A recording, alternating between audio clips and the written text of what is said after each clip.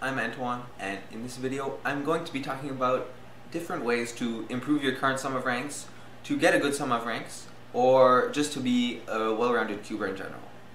I'm going to be talking about three major concepts in this video. The first one is to use an appropriate order when you want to get good at events. The second one is to only practice 1 to maybe 3 events at a time. And the third is to find your weaknesses and improve upon them. So to start off, the first one I said was to use an appropriate order when you want to get good at events. So what I mean by that is you got to start with a good base. So obviously you're going to go and get at least decent at 3x3 before, because 3x3 is a good part of sum of ranks.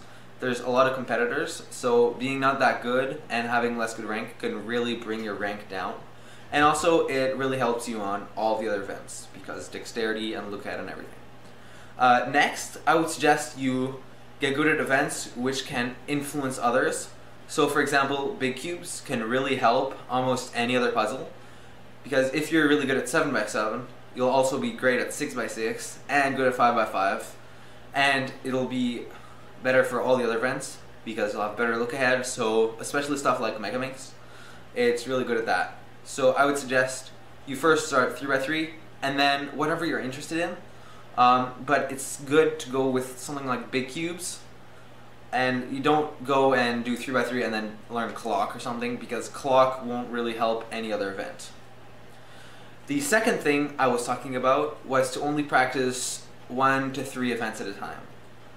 So why 1 to 3? Well, if you practice too many events at a time, so like 10, you won't really be able to practice enough one event, and you won't really improve upon it that much, because all of your practice time will be really distributed in between all the puzzles.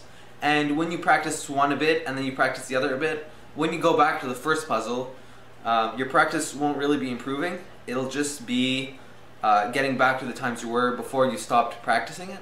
So I really think that it's best to only practice a few at a time so you can really concentrate on what event you're doing. And not just one event, because that can really get boring after a while and you want to change events you're practicing, because as I said, yeah, it can become very boring. The third I said was to focus on your weaknesses. That can be the weaknesses in your solve. So if your look ahead in F2L is very bad, you can go and try to improve that. But it's mainly if you have a certain event which is not as good as the others. So if your rank for that is bad, like for me, for example, before my last competition, Pyraminx was one of my worst ranks for average, and I practiced that a lot, and now I'm like 30th in the world, and that really helped my sum of ranks. So whatever your events that are like that you have the worst rank for, I suggest you practice those a lot, so you can get better at it, and also practice appropriate events for your next competition. If your next competition has doesn't have the event that you're worst at, then you'd probably practice the worst event that's being held at that competition. That's about it for this video. I hope that my tips were helpful and that you'll be able to improve your own sum of ranks yourself or become a more well-rounded cuber. Thanks for watching.